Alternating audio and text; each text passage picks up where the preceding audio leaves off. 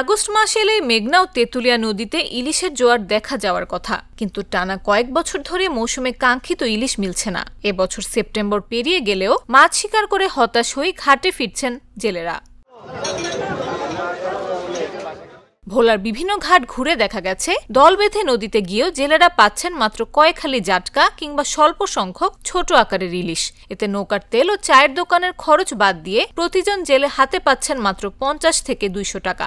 অথচ 4-5 বছর আগেও আগস্টের প্রতিদিন 20 থেকে 30 হাজার টাকার ইলিশ পাওয়া ছিল সাধারণ ঘটনা। এখন মাছ আসতে শুরু করে অক্টোবরের শুরু থেকে।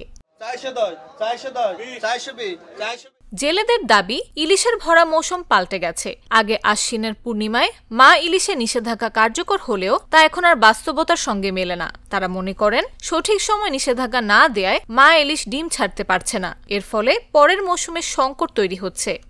গত বছর অভিযান আগে দিয়ে লাইছে, ঠিক সময় যদি অভিযান দিত তাহলে মাছে ডিম ছাড়তে পারতো।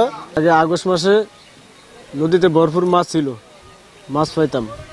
এখন অক্টোবর মাস আইলে নদীতে ভরপুর মাছ থাকে, ওই সময় মাছ আমরা পাই। এখন সিজন পাল্টে গেছে।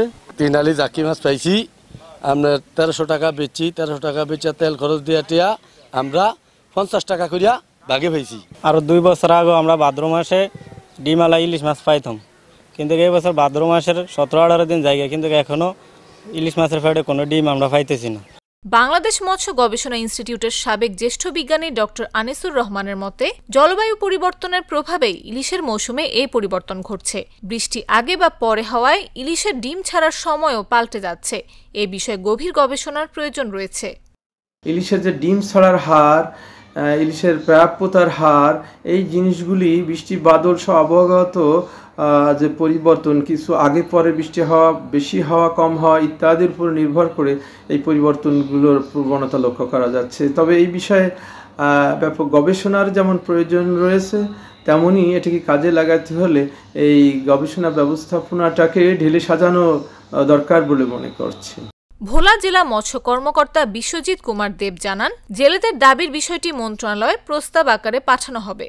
আমরা প্রতি বছর অক্টোবরে করি এবং জেলেদেরও একটা দাবি আছে, এবং তারাও এবার বলছে যে যেহেতু ইলিশ নদীতে কম আসছে, হয়তো মোহনা সমুদ্রে আছে, তো এটা যদি এই একটু দেরিতে পর্যটন মৌসুমটা নির্ধারণ করা হয়, তাহলে ইলিশটা যেমন বেশি মাইগ্রেট করবে এবং নির্ধারিত সময়ে ইলিশের ডিমটাও প্রচুর ছাড়বে। এবং এটা আমরা ইতিমধ্যে আলোচনা করেছি এবং আমরাও সেরকম একটা প্রস্তাবনা আমরা দিতে চাচ্ছি, যেহেতু আমাদের এখানকার জেলে ভাইরা তারা প্রধান এটার আহরণকারী। পাশাপাশি গবেষকদের সাথে আমাদের মাঝে মাঝে কথা হয়, তারাও যেটা বলছেন যে গ্লোবাল ক্লাইমেট চেঞ্জের কারণে সিজন চেঞ্জ হয়েছে, মাছের মাইগ্রেশনও লেট হচ্ছে এবং মাছের ডিমটাও দেরিতে আসছে। বর্তমানে জেলার নিবন্ধিত জেলের সংখ্যা 1,71,000-এরও বেশি। এবছর ইলিশ আহরণের লক্ষ্যমাত্রা ধরা হয়েছে 1,80,000 মেট্রিক টন। নিউজ ডেস্ক, জাগো নিউজ।